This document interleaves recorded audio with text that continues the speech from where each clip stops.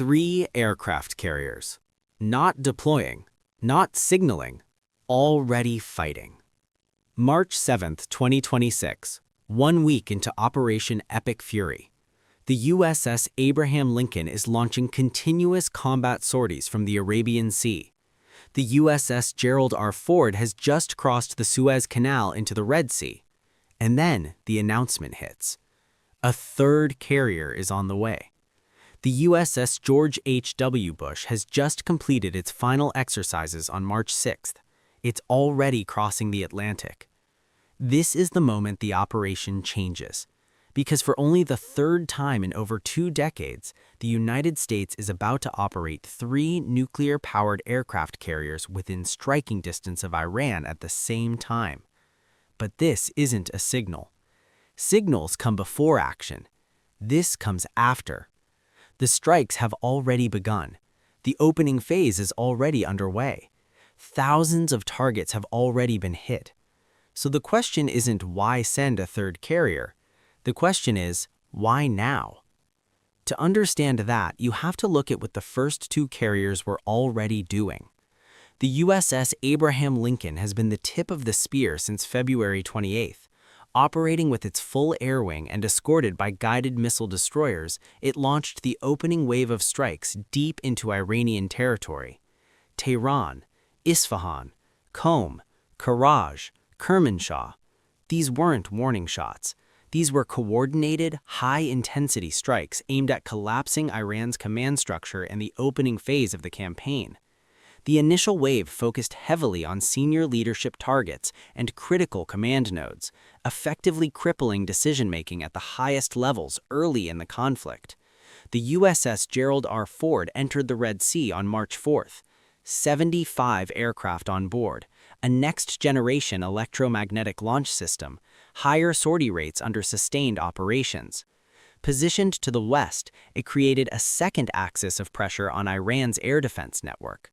Now the fight wasn't coming from one direction, it was coming from 2.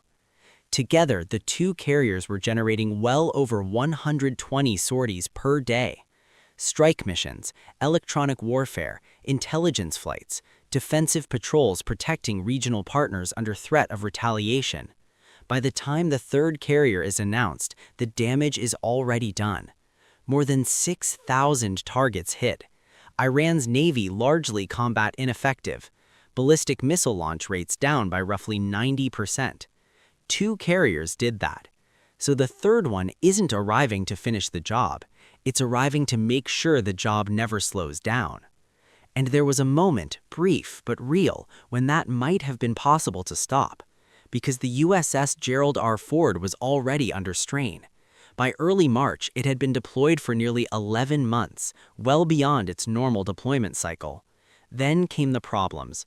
A fire on board, injuries reported, ongoing mechanical failures, systems degrading under extended use. By mid-March, the Ford is forced to pause parts of its operations and move toward Crete for inspection and repairs. This was the window. Iran's entire military doctrine is built on cost imposition. Make the fight painful enough, long enough, and eventually Washington recalculates. But that only works if you hit the pressure points. And the Ford was a pressure point. Instead, the response focused outward. Missile strikes, drone swarms, attacks on regional bases and infrastructure, not the carrier under strain. If the Ford had been forced out of the fight before a replacement arrived, the campaign could drop to a single flight deck. Days, maybe weeks.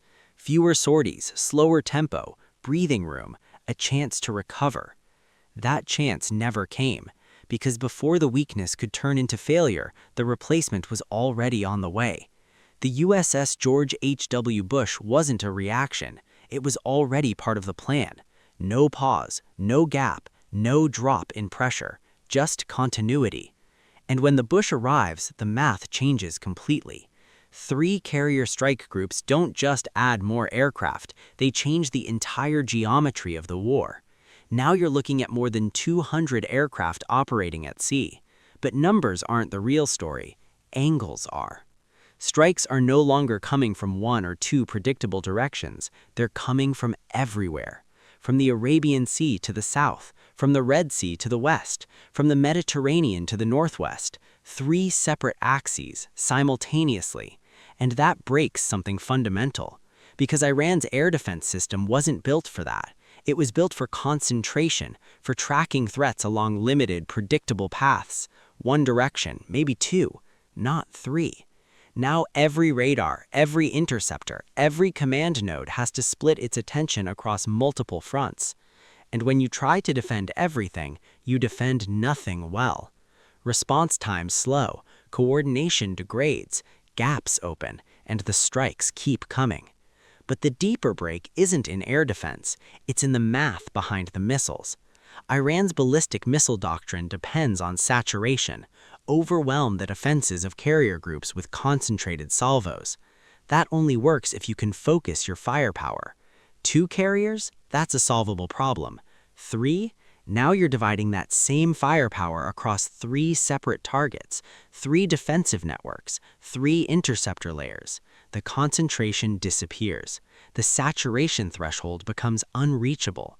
And this is happening while missile launch capacity is already degraded, down roughly 90% from the opening phase. The 3rd carrier doesn't just add pressure, it collapses the equation. At the same time, the broader buildup is accelerating. Roughly 50,000 troops in the region, rapid response airborne units mobilized, missile defense systems repositioned, naval and amphibious forces moving into theater, and nearly a quarter of all available Arleigh Burke-class destroyers committed to the operation. That's not a signal. That's a resource allocation decision at a global level, because every asset here isn't somewhere else. This isn't a temporary surge. This is a sustained posture. And that's what the 3rd carrier really signals. Not escalation, duration. A campaign measured not in days, but in weeks, maybe longer. A campaign without a clearly defined endpoint. So when the Bush arrives, nothing slows down. There's no transition, no reset. The strikes continue, the targets keep shrinking, the pressure never drops. And that's the point. The 3rd carrier doesn't change how the war starts. It changes how long it can last. It changes the assumptions behind it. And it forces a completely different calculation on the other side. Because the fear isn't the aircraft, it's the implication. Continuity instead of pause, sustainment instead of exhaustion, and a level of commitment that says this isn't ending anytime soon. In modern warfare, the 1st carrier can be a signal. The 2nd can be a warning. But the 3rd carrier? The 3rd carrier means they're not leaving.